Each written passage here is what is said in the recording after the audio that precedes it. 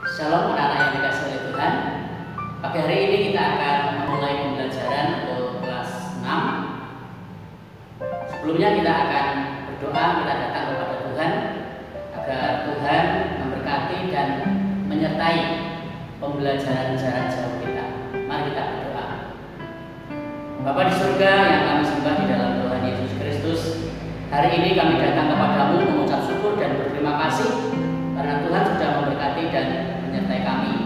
Kami akan memulai pembelajaran untuk kelas 6. Tuhan memberkati, menyertai dari awal sampai akhir pembelajaran kami. Roh-Mu yang kudus memenuhi setiap hati kami, sehingga kami belajar dengan penuh semangat, penuh sukacita yang dari Tuhan. Terima kasih Bapak, di dalam nama Tuhan Yesus Kristus berdoa dan ucap syukur. Haleluya. Amin.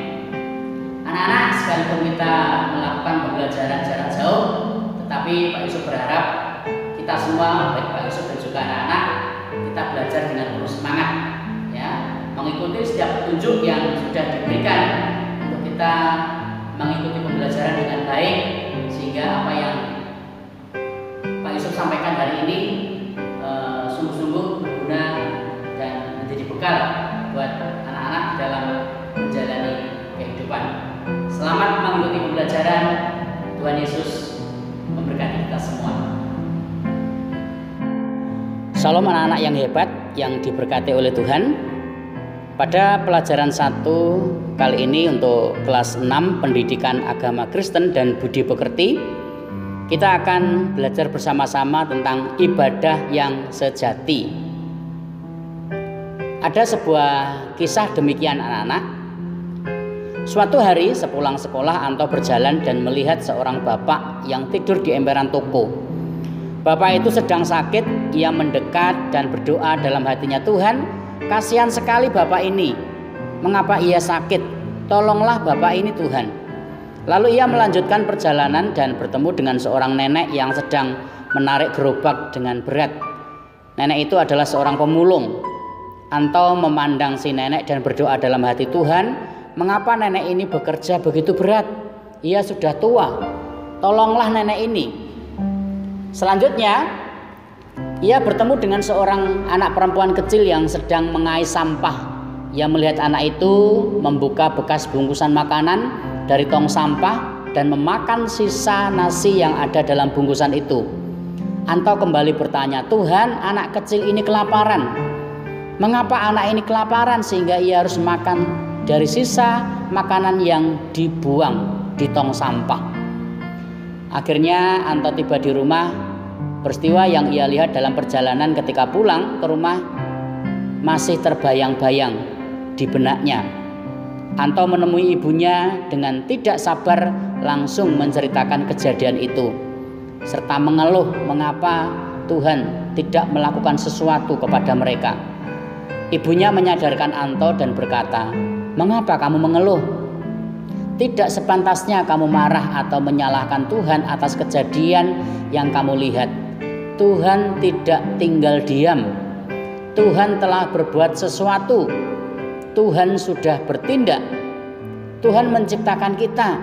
Tuhan menciptakan kamu, Anto, umat manusia, agar kita dapat saling menolong.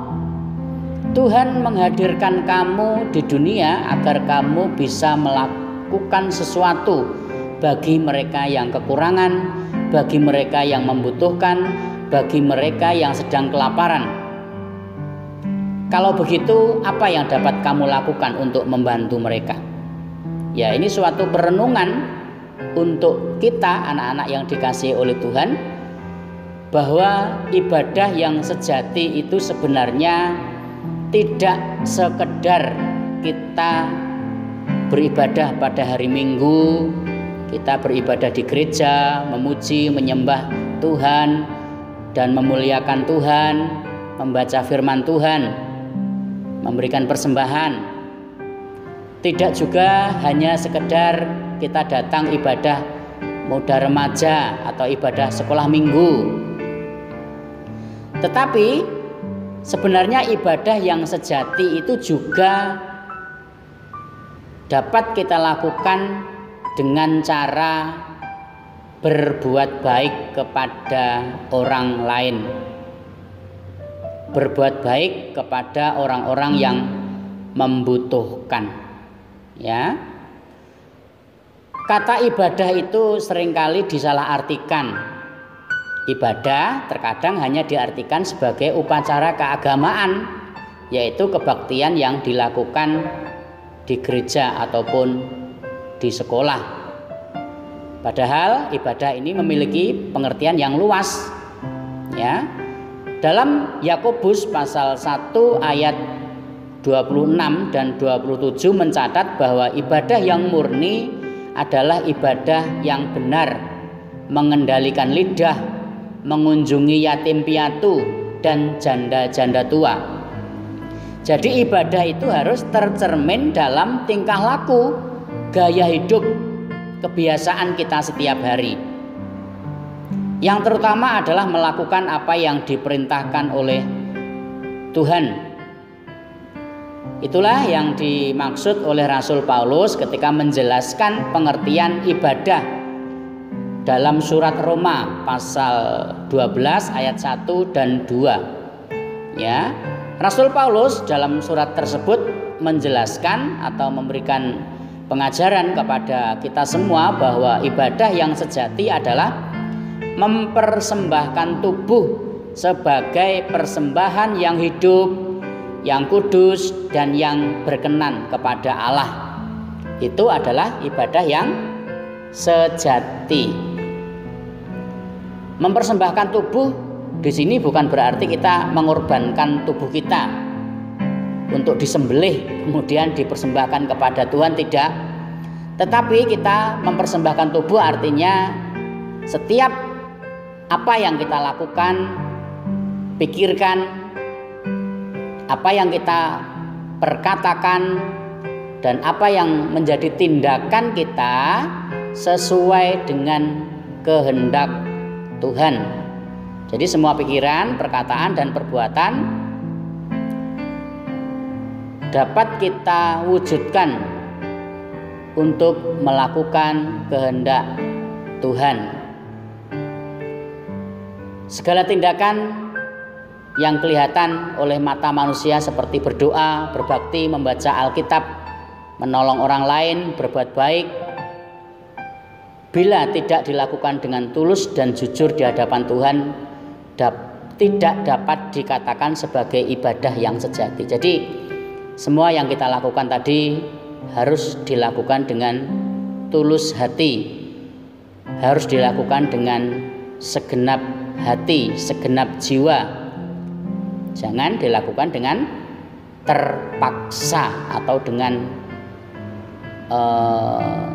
berat hati, ya.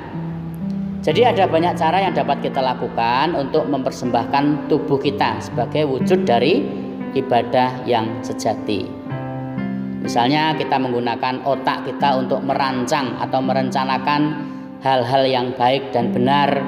Mulut kita digunakan untuk mengatakan hal-hal yang baik, jujur, untuk memuji nama Tuhan, bukan untuk mengumpat atau mengeluarkan kata-kata yang kotor. Tangan kita dapat kita gunakan untuk membantu orang tua, untuk menolong orang lain.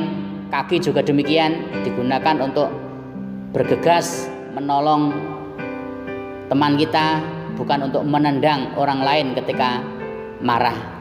Jadi dari pembelajaran hari ini kita bisa belajar bahwa ibadah yang sejati adalah mempersembahkan seluruh anggota tubuh kita untuk kemuliaan dan kebesaran nama Tuhan. Saat ini kita akan memuji Tuhan dengan sebuah lagu yang berjudul Bapa ku persembahkan tubuhku. Kalau anak-anak belum bisa, kita akan belajar bersama-sama. Kita pujikan pujian ini dengan sungguh-sungguh. Tuhan Yesus memberkati.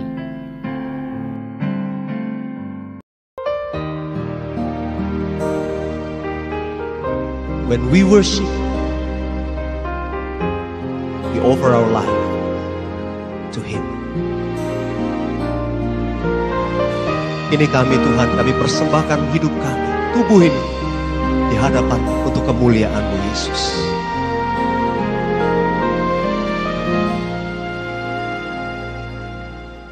Bapa, ku persembahkan tubuhku sebagai persembahan yang hidup, kudus, dan yang berkenan padamu, sebagai ibadah yang sejati.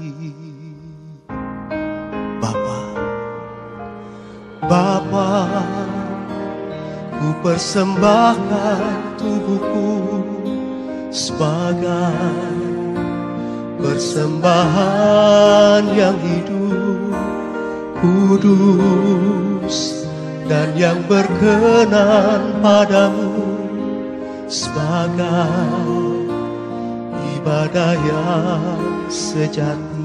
Mari kita bangkit berdiri bersama-sama. Ku sembahkan Tuhan, ku sembahkan Tuhan, ku serahkan hidupku kepadamu untuk kemuliaan nama-Mu. Ku sembahkan Tuhan, ku sembahkan Tuhan, ku serahkan hidupku kepadamu untuk kemuliaan nama-Mu.